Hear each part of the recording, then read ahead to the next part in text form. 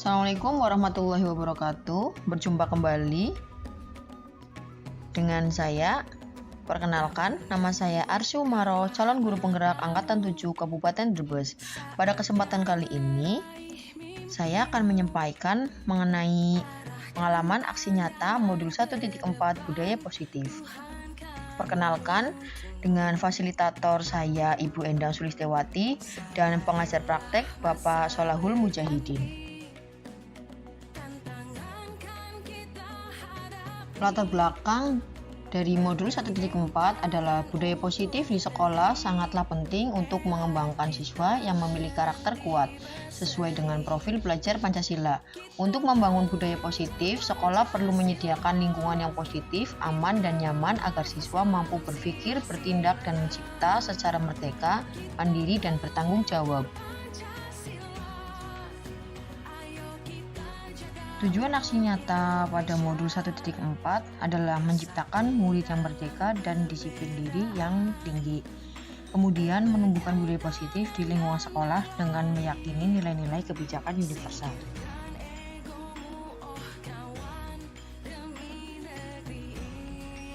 Sedangkan tolak ukurnya adalah terbentuknya keyakinan kelas antara murid dan guru.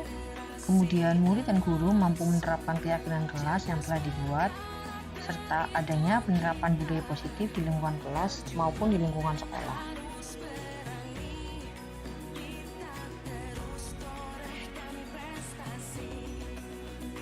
Langkah-langkah tindakan yang akan dilakukan diantaranya yang pertama meminta izin kepada kepala sekolah untuk melaksanakan kegiatan diseminasi budaya positif di lingkungan sekolah. Yang kedua, melakukan kegiatan diseminasi mengenai budaya positif di lingkungan sekolah bersama rekan guru maupun kepala sekolah. Yang ketiga, memantau serta merefleksi adanya keyakinan kelas yang telah dibuat bersama antara murid dan siswa.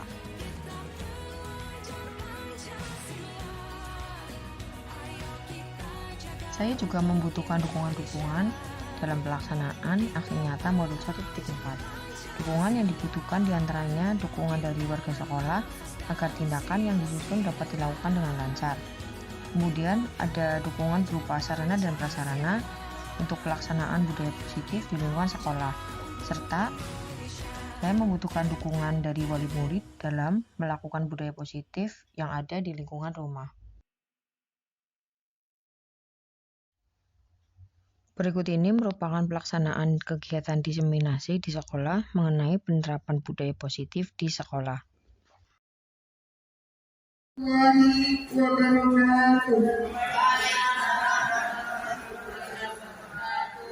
Bismillahirrahmanirrahim.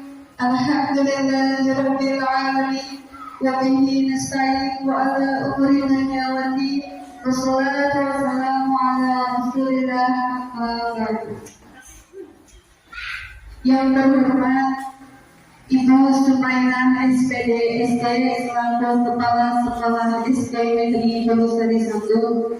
Yang terhormat kepada junjungan Nabi besar Nabi Muhammad Sallallahu Alaihi Wasallam yang telah membawa kita dari zaman jahiliyah ke zaman yang telah berada.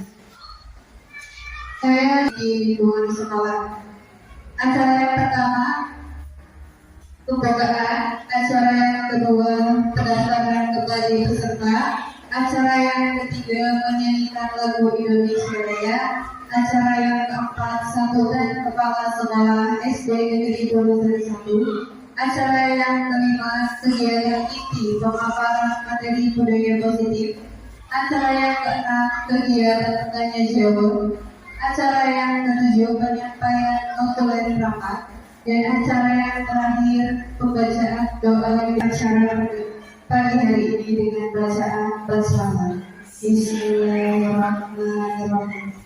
Terima kasih atas pembacaan basmalahnya. Semoga acara pada hari ini diberikan kelancaran oleh Allah Subhanahu wa Ta'ala. Amin ya rabbal alamin. Yaitu menyanyikan lagu Indonesia Raya. Hari ini kita mau berdiri.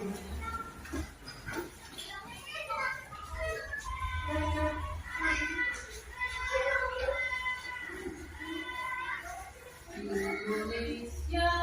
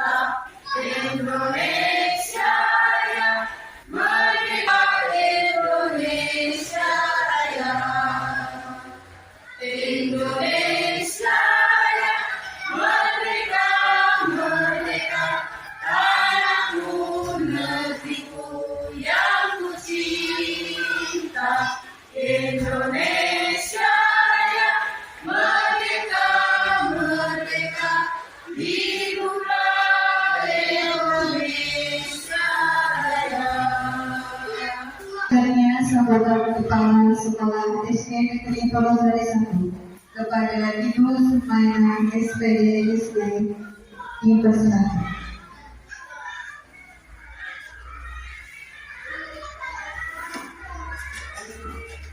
Assalamualaikum warahmatullahi wabarakatuh.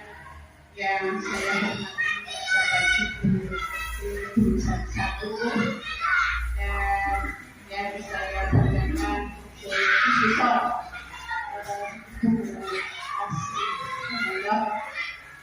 pada penerapan budaya positif CPK angkatan yang 7.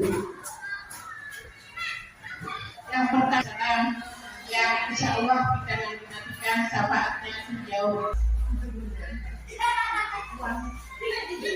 apakah itu pelaksanaan CPK angkatan 7 dari Ibu Arsy Kumairot merupakan penutur di SD kami dan insya Allah akan diikuti oleh rekan-rekan yang aktif sama Mbak Iris. Belum pengumuman ya, berarti yang angkatan 9 belum pengumuman, mudah-mudahan terbawa nanti kita untuk bersama-sama mendoakan dan ada 5. Sebelum berlanjut, Mbak Ani juga pelaksanaan jadwal sangat buat rekan-rekan yang melaksanakan atau yang sudah dilaksanakan. Mudah-mudahan apa yang sudah kita dengar semuanya sukses akan terlaksana dan dengan adanya ini tolong diterapkan. Jangan selagi lagi masih calon semua. Gue pada dulu susah berarti berubah cara ini membuat saling mengisi, saling memberi bisa apa yang dilaksanakan pada saat oleh sekolah terutama yang lagi dilaksanakan. Terima kasih. Ibu berharap dan sangat untuk bisa digunakan. Kemudian apalagi itu ada itu juga ada janji dengan pengurus Pak Gubernur yang 2 di rumah. Kita tidak bisa dikaya wassalamualaikum warahmatullahi wabarakatuh.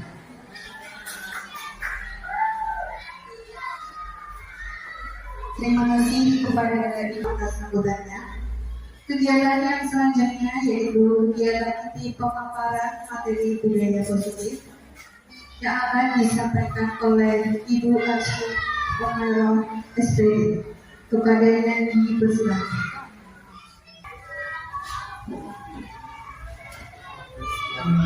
Selamat datang semuanya. Salam dan bahagia untuk kita semua. Assalamualaikum warahmatullahi wabarakatuh. Dan untuk kita semua. Hari ini bagaimana keadaannya Ibu dan Bapak Ibu hebat? Tetap semangat oleh warga. Itu jagoannya Ibu dan biasakan rahmat serta hidayahnya kepada kita semua sehingga kita semua dalam keadaan sehat walafiat. Alhamdulillahirabbil alamin. Kemudian juga tak lupa kita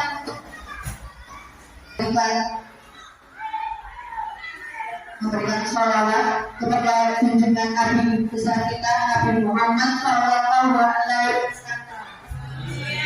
Nanti di dalam akhir akan memberikan syafaat serta hidayahnya kepada kita semua. Amin amin Allahumma amin. Dengan judul Diseminasi Penerapan Budaya Positif di Lingkungan Sekarang.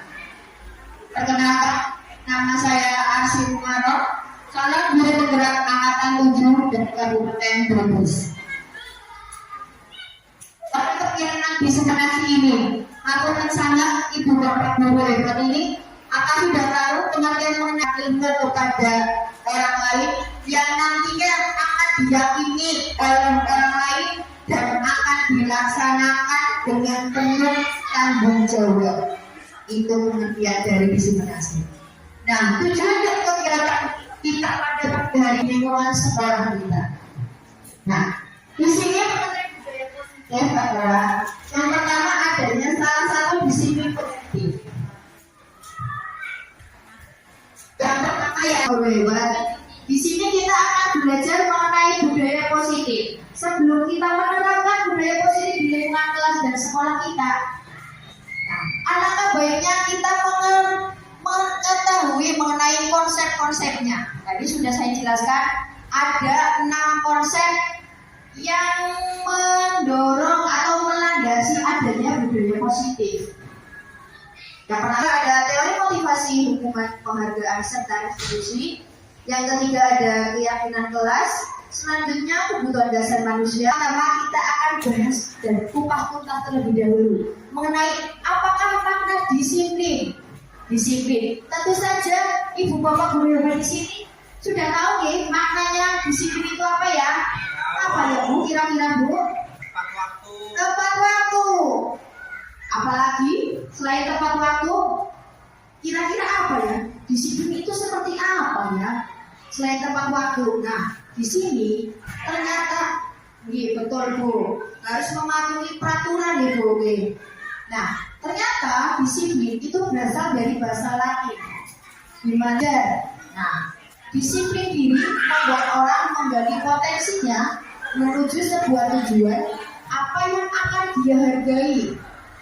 Namun di dalam budaya kita ternyata makna kata disiplin itu telah berubah menjadi sesuatu yang dilakukan oleh seseorang kepada orang lain untuk mendapatkan sebuah kepatuhan. Ini yang berkembang di lingkungan kita sehari-hari. Lanjut. Kemudian kita akan belajar mengenai nilai-nilai kebijakan universal. Di mana nilai-nilai kebijakan universal yakni nilai-nilai atau diantaranya itu akan dicapai sehingga seseorang itu maupun murid itu akan mampu berprofil pelajar Pancasila. Betul sekali. Mandiri. Betul. Apalagi Bu? Berkebinekaan global, bergotong royong serta kreatif. Kita tadi sudah berkumpul ya Bu ya dari pagi agar badan kita fit kembali, kita melakukan SBQ-nya. Nah, sambil kita belajar, coba kita belajar bagaimana sih caranya kita mengetahui dan memahami apa saja 6 landasan dari profil pelajar Pancasila. Baik, sebentar.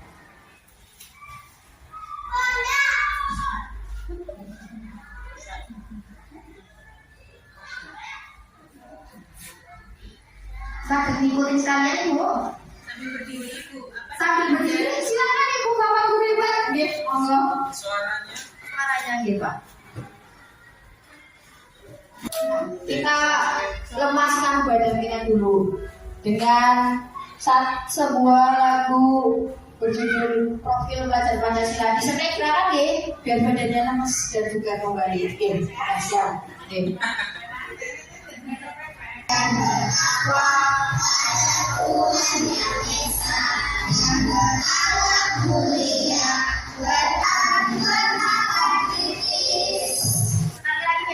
Sekali lagi Bu.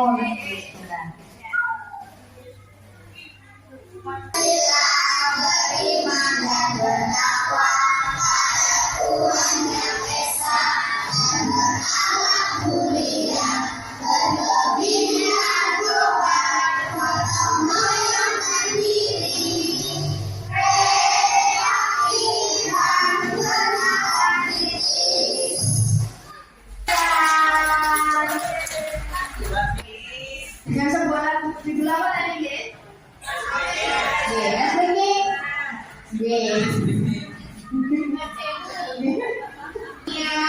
Mandiri, berkenalan kritis, berkebinekaan global, gotong royong serta kreatif.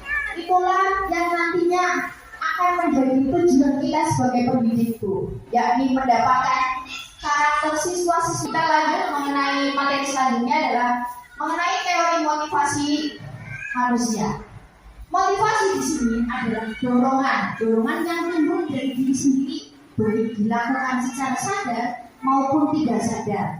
Seperti contohnya, ketika panjenengan semua ingin melakukan sesuatu atau mempunyai tujuan, pasti punya motivasi nih, Bu. Nah, itu biasanya tanpa disadari maupun disadari itu akan dilakukan oleh manusia itu. Nah, di sini hukuman itu diharapkan dapat kita hindari karena nantinya hukuman itu akan memberikan dampak yang negatif kepada murid-murid kita. Nah, kemudian mendapatkan imbalan atau penghargaan itu juga nantinya akan sedikit demi sedikit kita kurangi, Bu. Jadi, kenapa sih Bu Arsi bisa mboten ansem maringi imbalan kepada murid-murid, Bu? Kenapa, Bu? Jadi di sini memang sebuah reward itu tidak diharapkan atau tidak akan merasakan senang, tapi motivasi dengan mendapatkan peringkat saja, belum ada motivasi internal dari dalam dirinya. Nah, nanti jadi minta tolong sedikit demi sedikit kita untuk mengurangi pemberian imbalan kepada murid-murid kita, baik berupa materi, bintang atau stempel di board, di stempel, senyum. Kalau senyum masih boleh, saya juga mau diberi senyum, Bu. Terima kasih. Senyum boleh, konsekuensi nanti kita buka. Nah, selanjutnya ada berjemur di lapangan basket ketika pukul 12 siang karena mau ngobrol dengan teman. Itu seru. Konsekuensi Bu, Pak. Nanti kita lihat. Mas, Bu Arsi, kenapa harus keyakinan ke relasi, Bu? Kan dari dulu saya sekolah juga ada peraturan, Bu. Kenapa peraturan kelas dan juga kelas? Kalau peraturan kelas itu berarti dibuat hanya sepihak. Oleh siapa biasanya, Bu? Panjenengan ambil yang bikin murid, Pak, peraturan kelas. Sekolah guru. Biasanya kalau peraturan dibuat oleh sepihak saja. Nah, peraturannya seperti ini. Anak-anak peraturan seperti ini. Jadi kalian mau tidak mau harus mematuhi peraturan itu. Itu yang dinamakan peraturan keras. Hanya sepihak, tidak ada hubungan. Dia akan bergerak sendiri. Hatinya akan digerakkan dari dalam lubuk hatinya. Dia atau harus terpaksa mematuhi sebuah peraturan yang hanya tertulis saja. Biasanya kita belum sebuah peraturan kelas. Semua warga kelas hendaknya ikut kontribusi dalam pembuatan keyakinan kelas lewat dan tidak boleh dilakukan dalam kelas. Kita melaksanakan keyakinan kelas bersama-sama. Jadi nanti secara sadar maupun tidak sadar murid-murid kita akan meyakininya. Ini salah satu dokumentasi pelaksanaan keyakinan kelas di kelas 5 SD Negeri Guru Salim 01. Yang kemudian anak-anak diberi kesempatan untuk menuliskan apa saja sih keyakinan kelas yang ingin diyakini di lingkungan kelas mereka. Saya memberikan kesempatan kepada mereka, kemudian kita tempel bersama, kita atur bersama, dan kita harusnya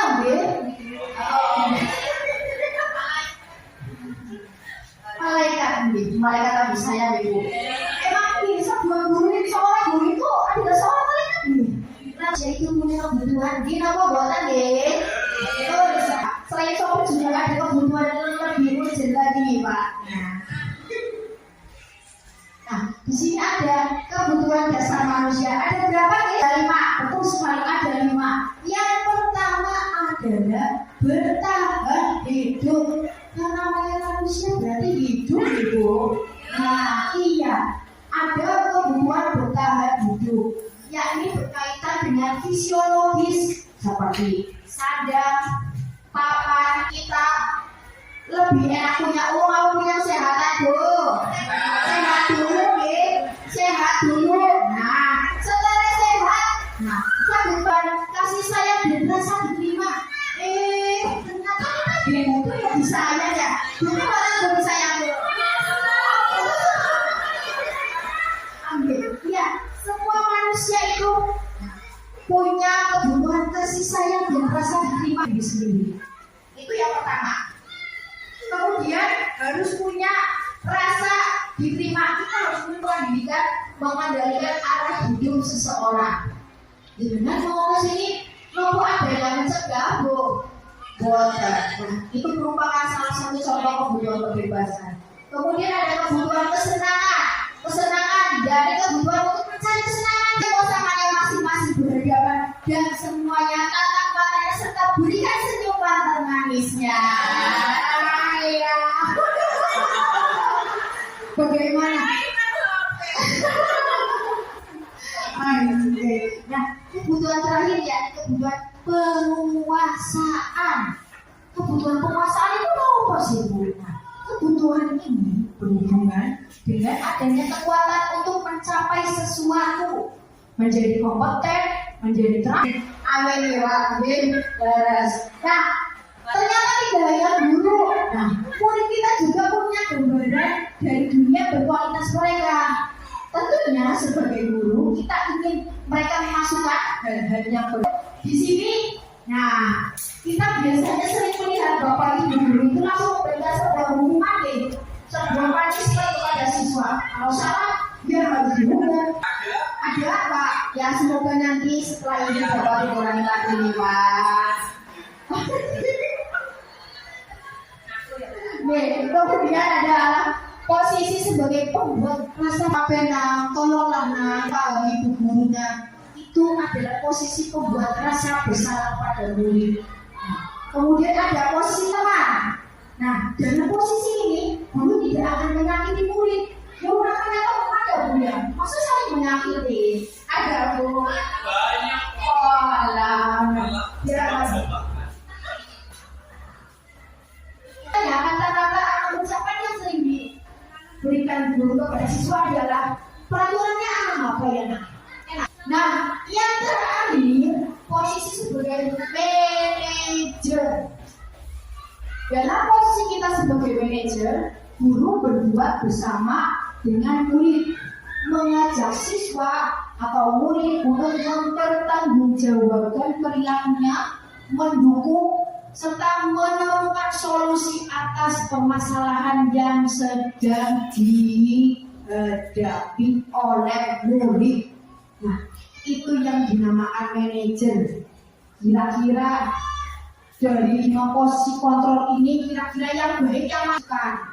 Nah, kita tidak boleh, bahkan kita sebaiknya menghindari sedikit demi sedikit menghindari hukuman.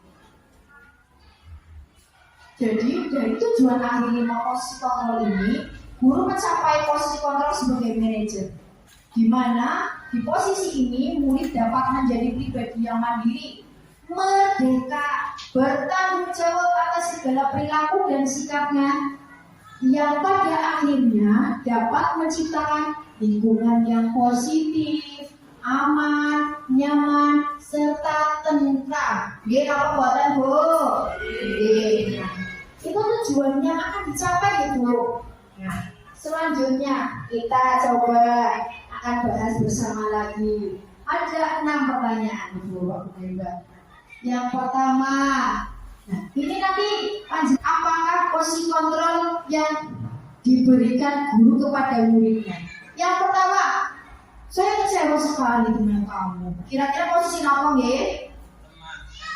Ayo, kan nggih. Nah, kemudian kamu tidak pernah benar melakukannya. Kira-kira gimana ini Bu? Nah iya, kamu tidak pernah benar melakukannya. Ayolah, lakukan begini Bu Bapak nak. Itu apa? Membuat rasa bersalah nggih. Nah, selanjutnya, apakah kamu mau mendapat apa ya? Nah, kita kunci dulu jawabannya. Selanjutnya ada bagaimana kamu bisa menyelesaikan masalah ini?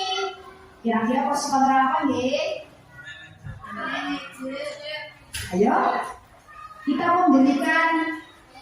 Ayo, kita mau. Aku selalu yang paling terakhir. Itu apa? Apa hukuman Pak? Ayo, apa nggih? Pemantau, karena hanya bertugas memantau nggih. Nah, kita lihat bersama jawabannya. Nah, ya, bagaimana? Salah semua? Salah satu, benar satu toh. Kita bina jawaban yang selanjutnya yang restitusi. Dalam segitiga restitusi ini ada 3 rangkaian. Yang pertama adalah menstabilkan identitas. Jadi segitiga restitusi itu diberikan ketika seorang anak sedang melakukan kesalahan. Jadi kita hanya bertugas memberikan atau kita hanya bertugas untuk menuntut siswa mendapatkan pemecahan masalah itu sendiri. Nah, ada 3 langkahnya. Yang pertama adalah menstabilkan identitas. Di sini dalam hal menstabilkan identitas itu kita membuat anak yang merasa gagal karena berbuat salah menjadi positif terhadap dirinya. Yang biasa diucapkan oleh guru, berbuat salah itu hanya manusiawi nak. Tidak ada manusia yang sempurna. Bapak Ibu guru juga pernah berbuat salah. Kita pasti bisa menyelesaikan masalah ini. Bapak Ibu guru tidak tertarik untuk mencari siapa yang salah. Siapa yang salah? Bapak Ibu guru lebih tertarik dengan anak melihat kesalahannya dihubungkan dengan norma sosial dan nilai-nilai yang mendasari manusia berinteraksi dengan apa yang telah kita sepakati bersama. Apa yang kamu rasakan? Jadi ketika seseorang atau seorang anak atau murid tidak melakukan kesalahan, sebaiknya kita tidak langsung memberikan hukuman. Nah, ini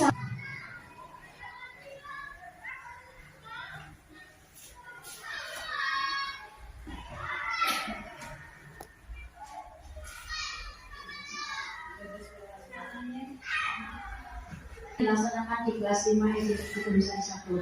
Ketika itu pembelajaran sudah dimulai. Nah, tiba-tiba ada seorang murid bernama Mirza datang kesiangan. Waktu itu hampir pukul 8 pagi dengan kondisi seragam yang berantakan dan tanpa alas kaki. Kemudian guru tidak langsung memarahinya, namun guru memberikan kesempatan dan memanggil siswa tersebut kepada kantor dan memberikan. Jadi di situ guru memberikan pertanyaan pemantik kepada anak tersebut. Nah, kenapa kamu datang terlambat? Nah, apa yang kamu rasakan ketika kamu datang? Salah tersebut, apa kamu akan meyakininya dan melaksanakannya? Itu merupakan salah satu penerapan dari saya. Guru Indonesia bergerak, tergerak, dan menggerakkan. Terima kasih, Guru Bergerak Indonesia Maju. Tepuk tangan dulu kita semuanya. Sekian pemaparan materi dari saya. Terima kasih banyak. Semoga bermanfaat untuk kita semua. Wabillahi taufiq wal hidayah. Wassalamualaikum warahmatullahi wabarakatuh.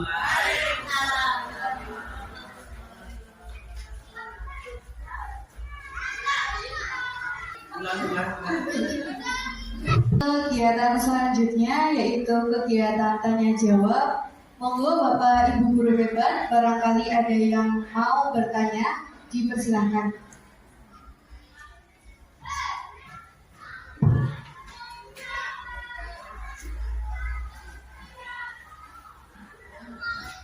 Assalamualaikum warahmatullahi wabarakatuh. Waalaikumsalam warahmatullahi wabarakatuh.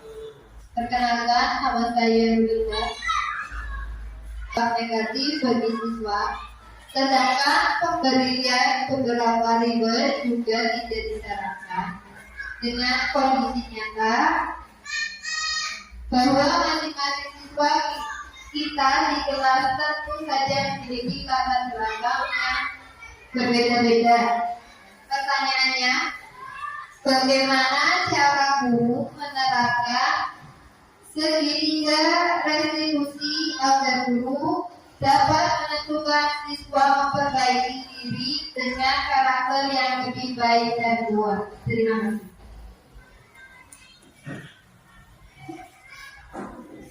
Terima kasih kepada Ibu Nurita SPD atas pertanyaannya. Pertanyaan dari Ibu Nurita SPD akan ditanggapi oleh Ibu Arsy Umar SPD. Kepadanya dipersilakan. Nah, jadi memang benar sekali bahwa latar belakang dari murid siswa-siswi kita itu berbeda, tentang latar belakang mengenai keyakinan maupun ras, suku, budaya itu semuanya berbeda. Nah, bagaimana sih dengan adanya latar belakang yang berbeda itu guru tetap dapat menerapkan segitiga restitusi kepada siswa-siswinya? Nah, caranya bagaimana? Caranya yakni itu dengan adanya keyakinan kelas. Keyakinan kelas itu kita buat, kita yakini bersama, kemudian kita berikan kembali atau kita buka memori siswa terhadap keyakinan kelas tersebut. Caranya yaitu kita dengan adanya keyakinan kelas kita. Bagaimana kita? Sudah setuju? Tujuh.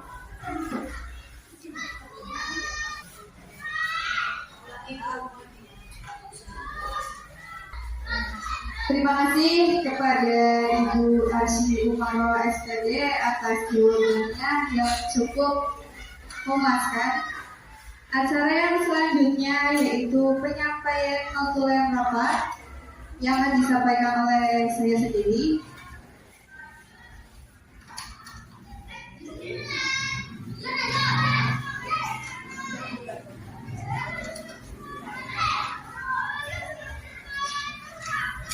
Acara selanjutnya yaitu penyampaian notulen rapat yang akan dibacakan oleh saya sendiri.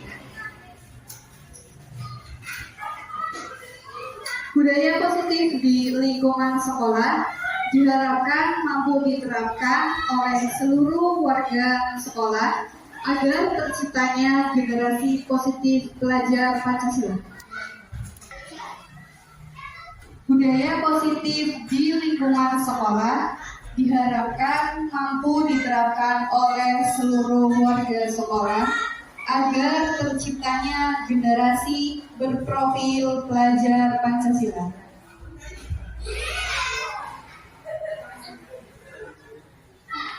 Acara selanjutnya pembacaan doa dan kegiatan penutupan yang akan dipimpin oleh Bapak Nur Rohman. Assalamualaikum warahmatullahi wabarakatuh. A'udzubillahi minasyaitonir rajim. Bismillahirrahmanirrahim. Alhamdulillahirabbil alamin. Hamdan syakirin dan amin. Hamdan ghafirin hasidah. Ya Rabbana lakal hamd yang berhubung jalal wajhika adil.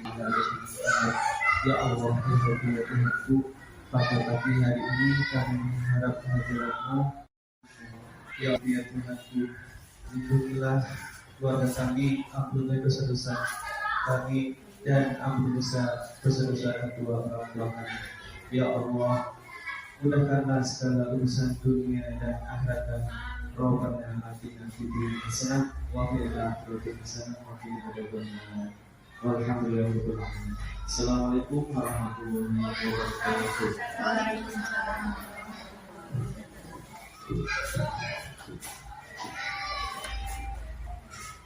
Untuk menutup acara pada hari ini, marilah kita bersama-sama membaca hamdalah. Alhamdulillah. Saya selalu membawa acara yang maafkan sebesar-besarnya apabila ada kesalahan. Wabillahi taufiq wal hidayah. Wassalamualaikum warahmatullahi wabarakatuh.